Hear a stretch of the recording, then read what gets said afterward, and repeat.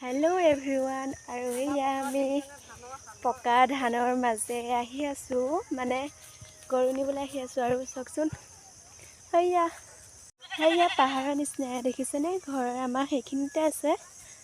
আৰু এইফালে এয়া ধান,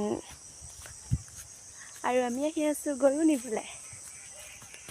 আৰু ইয়াত দেখিছে আকাশখন ইমান ধুনীয়া হৈ আছে। আৰু এইফালে চাওকচোন, সোণালী ধানেৰে একেবাৰে একদম মানে বহুত ভাল লাগিছে আৰু কিবা এটা দেখি, সেইকাৰণে ভিডিঅ' এটাকে কৰি থ'লোঁ। আৰু সেইফালে দেখিছেনে কেনেকৈ পাহাৰৰ নিচিনা আমাৰ জেগাবোৰ মানে।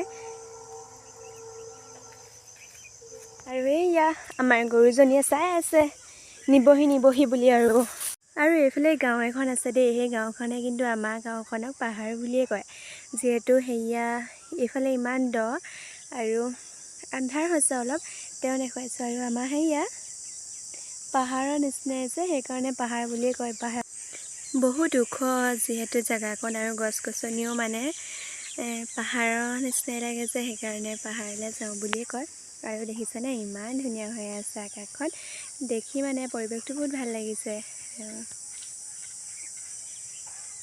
কেনেকুৱা লাগিছে আমাৰ এই পথাৰখন দেখি ক'বচোন দেই কমেণ্ট এটা কৰি। আৰু মই আছোঁ এতিয়া পথাৰত মানে বাৰীত আছোঁ। এয়া আমাৰ পথাৰ, আৰু সেয়া মায়ে কচু আনিব গৈছে, সেইকাৰণে অলপ ৰখি দিছোঁ।